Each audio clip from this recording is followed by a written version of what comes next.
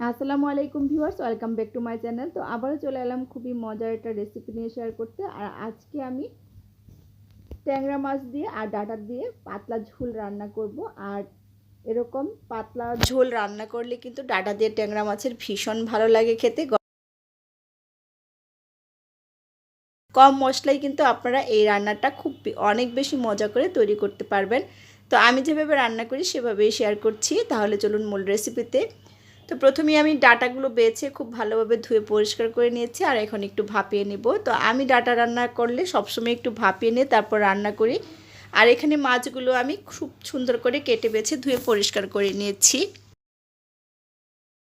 এগুলোকে গুলশা মাছও বলে, লম্বা লম্বা একটু বড় বড় সাইজের মাছ। তো আর ডাটাগুলো পানিতে আমি দিয়ে দিয়েছি, আর এগুলো 1 মিনিট মতো বলক ওঠার পর ভাপিয়ে নিব।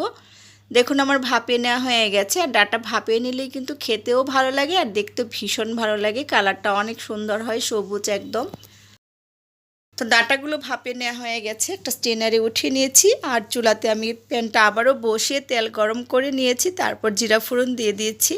তো আমি সবসময় কিন্তু মাছের তরকারি রান্নার ক্ষেত্রে জিরা ফোড়নটা দিই, আপনারা সবসময় দেখেন।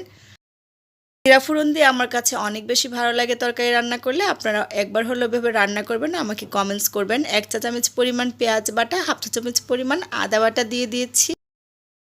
মিনিট মতো তেলের সাথে আমি ভেজে নেব। আর এখানে 1/2 চা চামচ পরিমাণ হলুদ গুঁড়ো, 1/2 চা চামচ পরিমাণ মরিচ গুঁড়ো, 1/2 চা চামচ পরিমাণ ধনিয়া গুঁড়ো আর অল্প একটু জিরা গুঁড়ো দিয়ে দিয়েছি। স্বাদ মতো লবণ দিয়ে দিয়েছি। আর মশলাটা আমি 1 মিনিট মতো এভাবে খুব সুন্দর করে কষিয়ে নিব। একদম লো হিটে এই কাজটা করবেন, না হলে কিন্তু মশলাটা পুড়ে যাবে। তো এই পর্যায়ে আমি কিছুটা পানি দিয়ে দিচ্ছি খুব ভালোভাবে মশলাটা কষিয়ে নেওয়ার জন্য। আর আমি সবসময় বলি, তরকারি রান্নার ক্ষেত্রে মশলা যত বেশি কষাবেন তরকারিটা খেতে তত বেশি ভালো লাগবে। আর অবশ্যই কিন্তু ডাঁটার তরকারি যখন রান্না করবেন মাছ দিয়ে, অবশ্যই মশলাটা কম দিতে চেষ্টা করবেন। ঢাকা দিয়ে আমি মশলাটা 5 মিনিট মতো সুন্দর করে কষিয়ে নিয়েছি। তো এই পর্যায়ে নেড়ে চেড়ে দিচ্ছি। এখন আমি মাছগুলো অ্যাড করে দিব।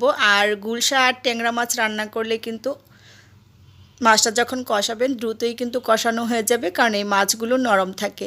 আমি নেড়ে চেড়ে দিলাম মশলার সাথে। আর এখন ডাঁটাগুলো দিয়ে দিচ্ছি, কারণ মাছগুলো দ্রুতই সিদ্ধ হয়ে যাবে, সেজন্য ডাঁটা আর মাছটা আমি একসাথে খুব সুন্দর করে সিদ্ধ করে নিব, মানে কষিয়ে নিব। অল্প একটু পানি দিয়ে দিয়েছি। ভালোভাবে একটুখানি নেড়ে চেড়ে দিয়েছি। এখন ঢাকা দিয়ে 5 মিনিট মতো সুন্দর করে কষিয়ে নিব। তো 5 মিনিট পর ফিরে এলাম। আমি 5 মিনিট মতো সুন্দর করে কষিয়ে নিয়েছি। এই পর্যায়ে আমি এখন পানি অ্যাড করে দিচ্ছি। আমি আর নাড়াচাড়া করিনি, কারণ এই পর্যায়ে মাছটা ভেঙে যেতে পারে নাড়াচাড়া করলে। ঝোল দিয়ে দিয়েছি পরিমাণ মতো। এখন আমি নাড়াচাড়া করে দিচ্ছি। ঝোলটা কিন্তু আপনারা আপনাদের পছন্দ মতো দিবেন, যে যেরকম খেতে পছন্দ করেন। ঢাকা দিয়ে 8 থেকে 10 মিনিটের মতো আমি রান্না করব মিডিয়াম হিটে। আমার তরকারিটি কিন্তু মোটামুটি রান্না হয়ে গেছে। এই পর্যায়ে এখন আমি ধনিয়া পাতা কুচি দিয়ে দিব। আর ধনিয়া পাতা কুচি দেওয়ার পর আমি 2 থেকে 3 মিনিট রান্না করে তারপর এটা চুলাটা অফ করে দিব। তো আমার রেসিপিটা ভালো লাগলে যে যেখান থেকে দেখছেন অবশ্যই কমেন্টস করবেন, ফ্রেন্ডস ফ্যামিলির সাথে বেশি বেশি করে শেয়ার করে দিবেন। তো আমার রান্নাটা কিন্তু ডান হয়ে গেছে।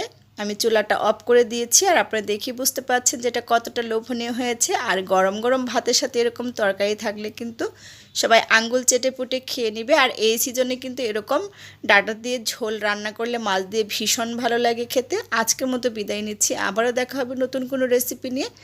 আল্লাহ হাফেজ।